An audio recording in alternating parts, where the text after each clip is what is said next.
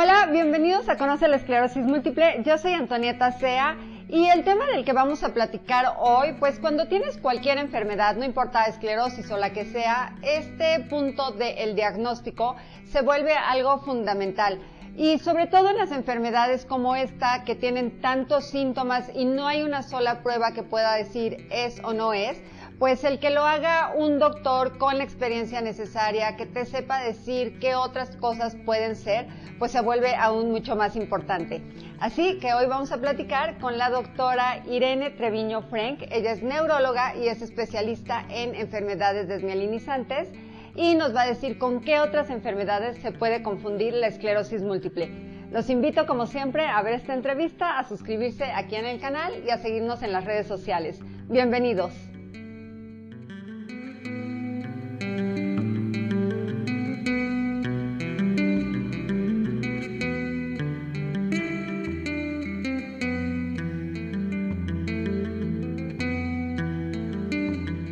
Hola Irene, muchísimas gracias por estar nuevamente con nosotros. Un placer, como siempre, Antonita. Oye, ahora queremos hablar, hay muchas enfermedades, o bueno, creemos que hay muchas enfermedades que se pueden confundir con la esclerosis múltiple. Entonces, a ver, platícanos un poquito cuáles serían estas otras enfermedades desmielinizantes que se pueden confundir o que comparten síntomas.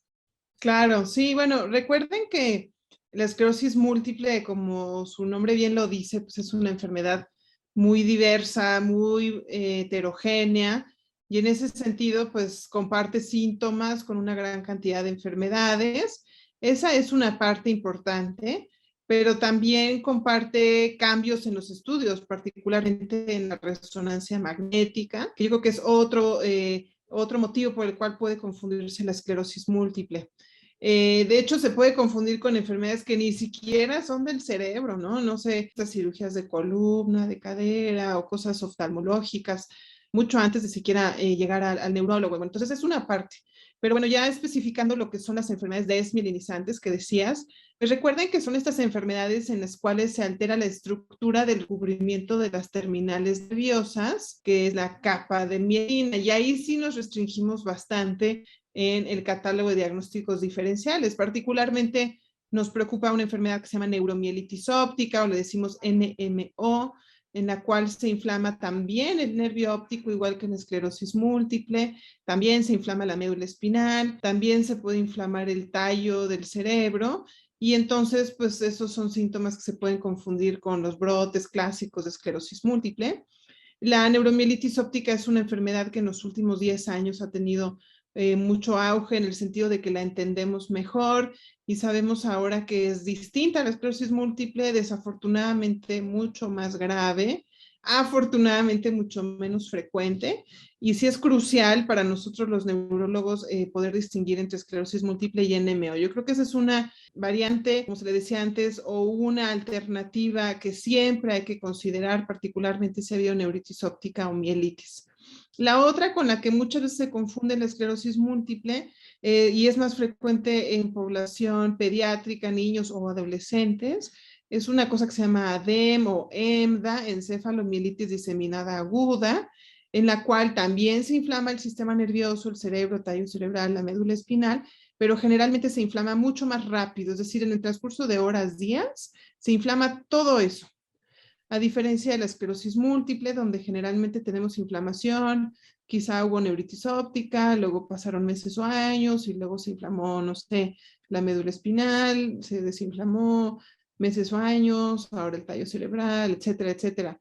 No, en el EMDA tenemos un paciente que pasa de estar normal a 3, 4, 5 días después de estar en terapia intensiva, en coma, sin poder hablar, caminar, coordinar, etcétera. Entonces es mucho más explosiva la inflamación y es una enfermedad en la cual afortunadamente, a pesar de lo escandaloso que puede ser el inicio, suele desinflamarse el cerebro y remitir, es decir, curarse.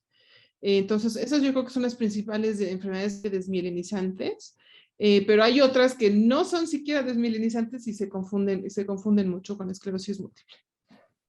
En estas otras que no son precisamente desmielinizantes, No sé, ¿entrarían los trastornos psiquiátricos? Estoy hablando un poquito de la depresión o estas cosas que en un inicio, igual si estás muy fatigado o pierdes concentración, puede ser como un deterioro cognitivo de la esclerosis o puede ser algo psiquiátrico. ¿También entrarían algunas de esas? Claro, ya no como enfermedades desmielinizantes per se, sino como otras causas en medicina tan diversas de la gran cantidad de síntomas de esclerosis múltiple, ¿no? Recordemos cuáles son los síntomas más frecuentes: la fatiga, los problemas para caminar. ¿Y qué puede causar eso? Pues infinidad de problemas: insomnio, ansiedad, depresión, menor condición muscular, menor masa muscular, problemas, no sé, de la tiroides, anemia. Entonces, hacemos lo que se llama diagnóstico diferencial por síntomas, y nuestra labor como médicos es desmenuzar todos los síntomas, todas las molestias que hay y pensar si todas son atribuibles a una enfermedad como esclerosis múltiple, o también que puedan existir más de 2 o más enfermedades, ¿no? Se vale tener esclerosis múltiple e hipotiroidismo, se vale tener esclerosis múltiple anemia, etcétera. Entonces, sí, el catálogo de diagnósticos diferenciales es grandísimo. Prácticamente ninguno de los síntomas que consideramos típicos de esclerosis múltiple es 100% específico, ¿no? Contadas excepciones, ¿no? Realmente la mayoría tienen grandes diagnósticos diferenciales que inclusive pueden ser enfermedades que ni siquiera son del sistema nervioso. En todas las enfermedades desmielinizantes siempre va a haber estas manchitas blancas que vemos en la resonancia magnética. O sea, siempre se van a ver o puede haber enfermedades en donde las manchitas no se vean. Las manchas blancas en la resonancia magnética se ven blancas porque eso indica que hay una zona del cerebro donde hay una cantidad excesiva de agua, una zona del cerebro que normalmente no tenía tanta agua. ¿Por qué? Porque la mielina es grasa, sobre todo, y entonces es hidrofóbica. Entonces, cuando hay menos mielina, pues hay más agua, porque hay menos grasa que la repele. Y pues mil cosas me pueden provocar tener más agua. Un hoyo, un infarto cerebral, una cicatriz, un golpe, un quiste, etcétera, etcétera. Entonces, no es solamente el que sean blancas, sino la distribución de las manchitas, la forma. Eso es súper importante para el diagnóstico. Tienen que ser lesiones que llamamos típicas de esclerosis múltiple, lesiones sí blancas, que les llamamos hiperintensas, que son generalmente redondas o ovoideas. Tiene una localización específica para las zonas del cerebro donde hay más mielina, que es en la sustancia blanca, pegada a los ventrículos, en la parte inferior del cerebro, pegada a la corteza cerebral. Generalmente siguen el trayecto de pequeñas venas en una forma como de hamburguesita, porque está la vena y luego rodea la lesión porque es donde se provoca la inflamación. Y eso afortunadamente cada vez somos más capaces de verlo en la resonancia magnética. Es decir, la resonancia magnética debe de ir de la mano cuando sospechemos esclerosis múltiple para confirmarla, o si sospechamos esclerosis múltiple y la resonancia magnética no es específica, pensar en otras cosas. Además de la resonancia magnética, ¿qué otros estudios se hacen? La resonancia magnética puede ser suficiente en el 90% de los pacientes con esclerosis múltiple. En ocasiones tenemos que hacer una punción lumbar, que es un estudio invasivo, un procedimiento invasivo en el cual se toma una muestra de líquido que baña el sistema nervioso y se manda a analizar en laboratorio, buscando una prueba que se llama bandas oligoclonales, que son sustancias, proteínas, anticuerpos que indican que el sistema inmune está activo y está inflamando de forma crónica. Eso cada vez se hace menos porque afortunadamente con la resonancia magnética muchas veces podemos tener el diagnóstico, pero existe la posibilidad de que se tenga que hacer, ¿no? Sin embargo, hay que saber que las bandas oligoclonales no es un estudio 100% específico. Una persona con una infección del sistema nervioso u otra enfermedad del sistema inmune que ataque el cerebro puede tener bandas positivas. Entonces, insisto, mucho depende de la interpretación que haga el médico de los síntomas, de los hallazgos de la resonancia magnética y la adecuada interpretación de la integración de estos datos. ¿Los potenciales evocados no cuentan para el diagnóstico o son ya después de que tienes el diagnóstico? Se considera un estudio de apoyo. Ha caído en desuso debido a que muchas veces con la resonancia magnética es suficiente. Yo explico el estudio de los potenciales evocados. Es un estudio en el cual se ve la transmisión eléctrica de alguna vía nerviosa, de la vía visual, de la sensibilidad de brazos y piernas, de la vía de la audición, a través de un estímulo que pasa en una máquina y va registrando los momentos por los cuales pasa por ciertos relevos que se colocan electrodos en diversas zonas de la columna, de la cabeza. Es como una carrera de relevos, ¿no? Si no, el relevo 5 no llega, pero llegó bien el 4, yo puedo decir, ah, bueno, el 1, 2 y el 3 y el 4 sí corren bien, y entre el 4 y el 5 algo salió mal. Ahí debe de estar la lesión. Sin embargo, pues eso ya lo vemos en la resonancia magnética y por eso ha caído en desuso. Regresando a tu pregunta de hace unos minutos, una de las pocas excepciones en las cuales sí necesitamos apoyarnos de potenciales es en las raras ocasiones que sospechamos que hay una lesión, pero no la alcanzamos a ver en la resonancia magnética. Y entonces sí, si los potenciales salen retrasados, podríamos decir, ah, bueno, ahí sí hay algo. Quizá se borró, es muy chiquito, la resonancia está muy chafa, no lo alcanzo a ver, pero evidentemente y efectivamente ahí hay un problema de la conducción eléctrica. ¿Estudios de sangre aquí sí no cuentan? O sea, no hay nada, ningún marcador en la sangre que te pueda decir si es esclerosis múltiple. Ahorita no, eso sería maravilloso, nos facilitaría mucho la existencia. Tener una prueba, si tienes, no tienes y cuánta esclerosis múltiple tienes.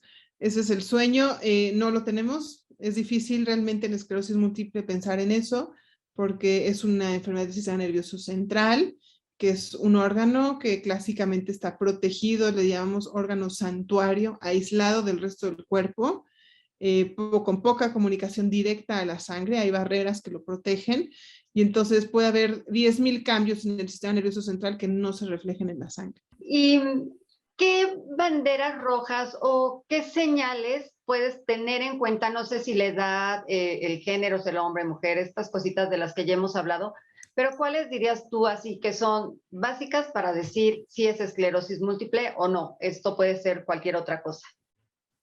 Muy bien, pues sí, eso es fundamental, ¿no? Hay que dudar del diagnóstico de esclerosis múltiple, por ejemplo, alguien que se presente en los extremos de la edad, antes de los 10 años, después de los 50.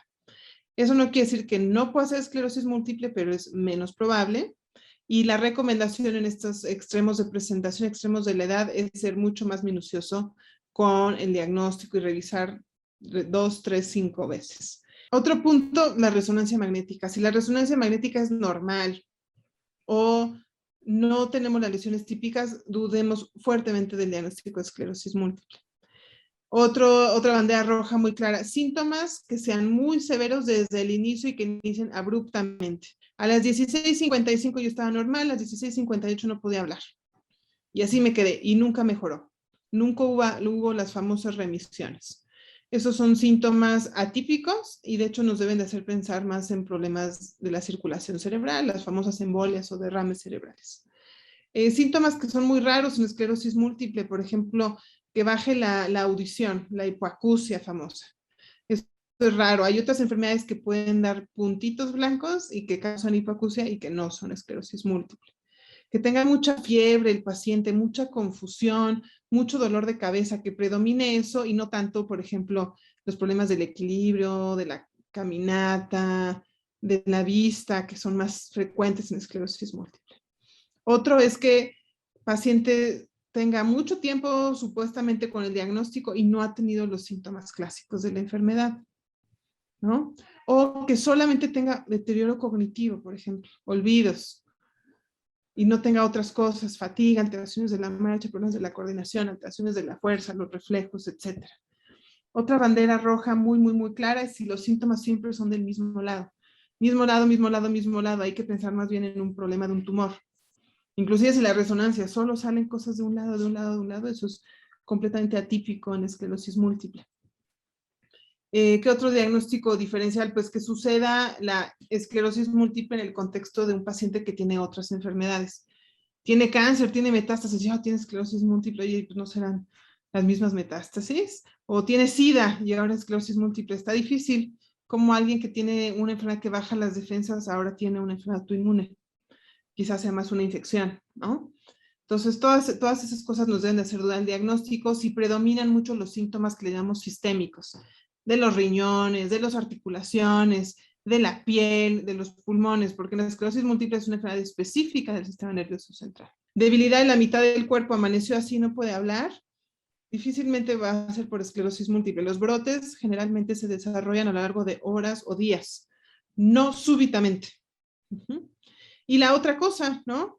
¿Qué tal que nunca fue esclerosis múltiple y se dejó de atender a tiempo una emergencia neurológica, como podía ser, insisto, un infarto cerebral? Entonces, sí hay que tener esa sensibilidad y también esto va para los médicos, ¿no? No todo lo que le pasa a una persona que vive con esclerosis múltiple es por la esclerosis múltiple. Y aunque cada vez afortunadamente somos más sensibles de lo que es esta enfermedad y la diagnosticamos, la sospechamos más, hay que seguir con la mente abierta de la gran cantidad de diagnósticos diferenciales de otras enfermedades que pueden dar síntomas parecidos.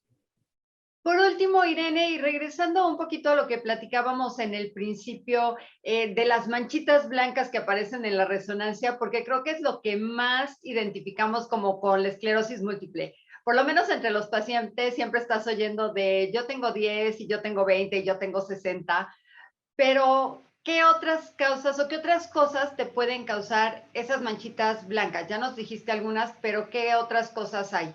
Una que es bien frecuente es la hipertensión. La edad mayor de 50 años causa puntitos blancos en la sustancia blanca. Problemas de colesterol, de diabetes, tabaquismo. La migraña, que también es frecuente en adultos jóvenes, más que son lesiones generalmente chiquitas y no son típicas de esclerosis múltiple, eso es muy importante. Además de la otra bandera roja. ¿Cuál es el síntoma de la migraña? Dolor de cabeza. ¿Ese es un síntoma clásico de esclerosis múltiple? No. Síntomas clásicos de esclerosis múltiple es pérdida de funciones. Puede haber dolor de cabeza, pero no es un síntoma.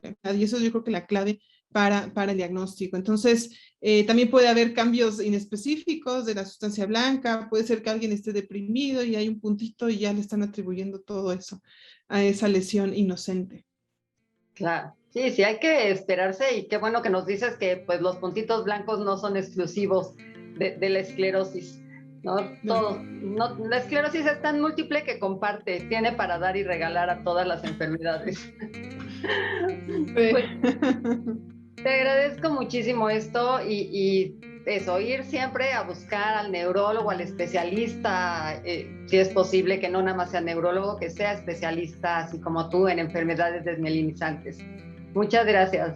No, hombre, a la orden, lo que necesiten, como siempre, un honor. Y ya saben que vamos a dejar aquí abajo en la descripción del video todos los datos de la doctora Irene Treviño para que la busquen si tienen dudas sobre el diagnóstico. Gracias, hasta luego. Muchas gracias, Antonieta. Cuídate mucho. Un abrazo.